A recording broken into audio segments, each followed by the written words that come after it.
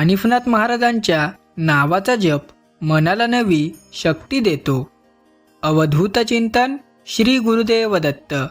दत्तगुरूंच्या कृपेने तुमच्या सर्व मनोकामना पूर्ण व्हाव्यात अशी गुरुचरणी प्रार्थना करून आजच्या व्हिडिओला सुरुवात करूया.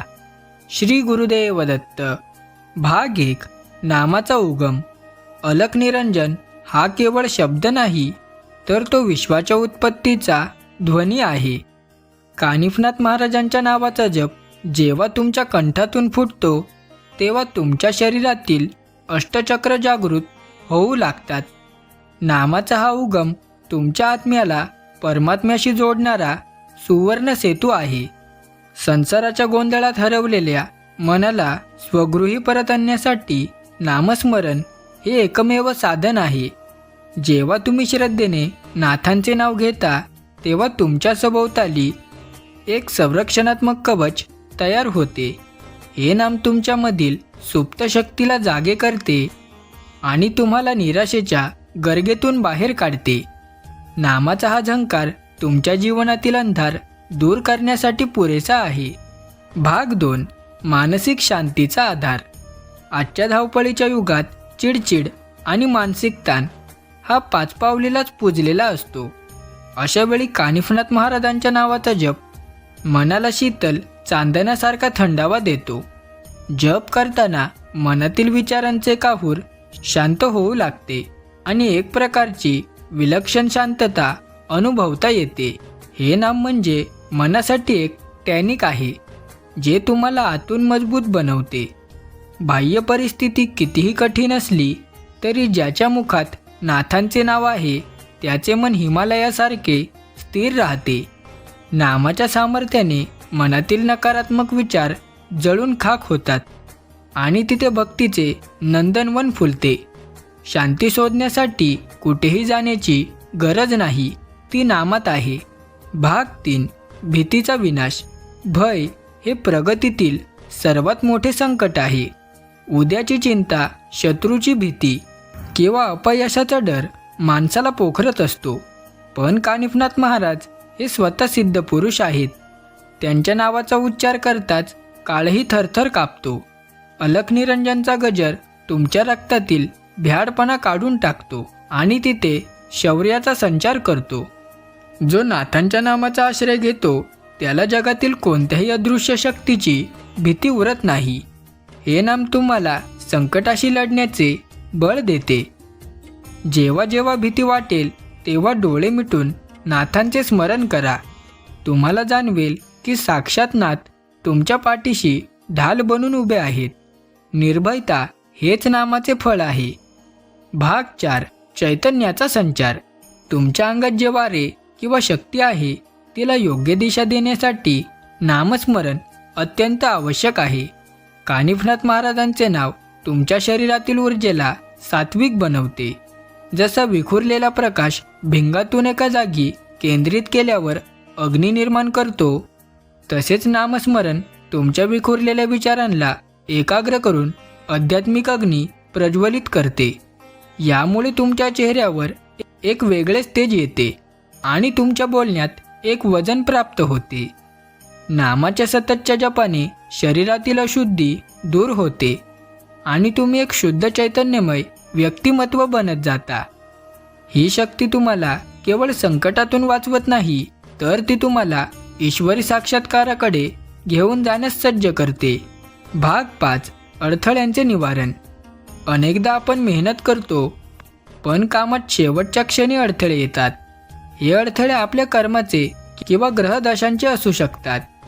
कानिफनाथ महाराजांचा जप हे असे अमोघ शस्त्र आहे, जे प्रारब्धाच्या बेड्या तोडण्याचे सामर्थ्य ठेवते.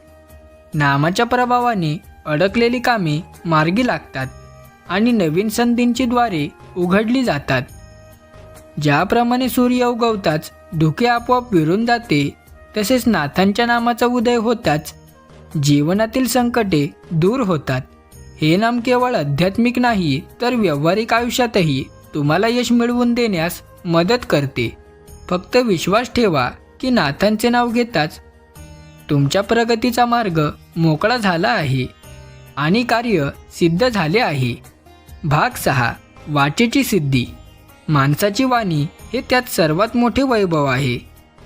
जर तुम्ही सतत कानिफनाथ महाराजांच्या नावाचा जप केला तर तुमची वाणी सिद्ध होऊ लागते. सिद्ध वाणी म्हणजे तुम्ही जे बोलता ते सत्यात उतरण्याची ताणलेली दोरी. नाथांच्या नामामुळे तुमच्या शब्दांना धार येते आणि तुमच्या बोलण्यातून इतरांना प्रेरणा मिळते. पण लक्षात ठेवा, ही सिद्धी प्राप्त करण्यासाठी वाणीचा दुरुपयोग टाळला पाहिजे. कोणाची निंदा किंवा असत्य बोलणे सोडून दिले की नामाची शक्ती तुमच्या जिभेवर वास करते. मग तुम्ही काढलेला शब्द एखाद्यासाठी आशीर्वाद ठरू शकतो.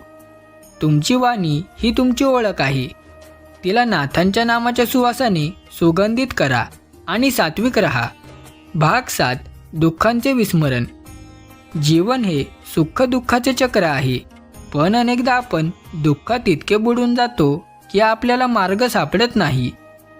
कानिफनाथ महाराजांचे नाम हे दुःखाच्या महासागरातील एक भक्कम नौका आहे. जेव्हा तुम्ही मनात मग्न होता तेव्हा तुम्हाला शारीरिक आणि मानसिक वेदनांचा विसर पडतो. हे नाम तुम्हाला संकटात हसण्याचे आणि लढण्याचे सामर्थ्य देते. दुःख दूर होण्यापेक्षा ते सोसण्याची ताकद मिळणे जास्त महत्त्वाचे असते आणि नाथांचे नाव तीच ताकद देते. नामाच्या आनंदापुढे जगातील सर्व सुखे फिकी वाटू लागतात. एकदा का नाथांच्या नामाची गोडी लागली की बाह्य जगातील चढउतार तुम्हाला कधीच त्रास देणार नाहीत. दुःख हे नामाच्या अग्नीत भस्म होते. भाग 8. एकाग्रतेची साधना.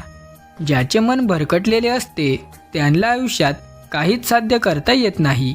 एकाग्रता हीच यशाची गुरुकिल्ली आहे. कानिफनाथ महाराजांच्या नावाचा जप केल्याने मनाची एकाग्रता कमालीची वाढते. नामाचा लयबद्ध उच्चार तुमच्या मेंदूला शांत करतो आणि तुमची आकलन शक्ती तीव्र करतो. विद्यार्थी असो वा साधक, प्रत्येकासाठी हे नाम मार्गदर्शक आहे.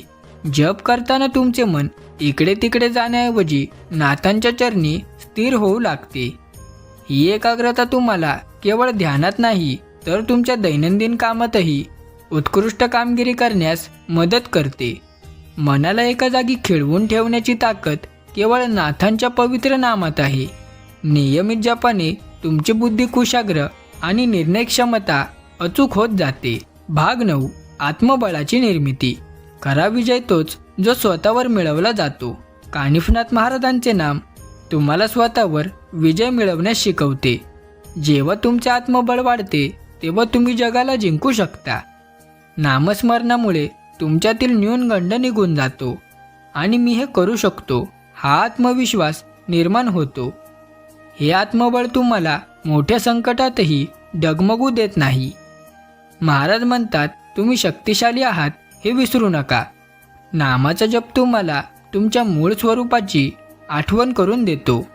ज्याच्या पाठीशी नाथांची शक्ती आणि मुखात नाथांचे नाव आहे तो जगातील सर्वात श्रीमंत आणि बलवान माणूस आहे. आत्मबळ हेच खरे ऐश्वर्य आहे आणि ते नामस्मरणातूनच मिळते. हे सत्य सदैव लक्षात ठेवा.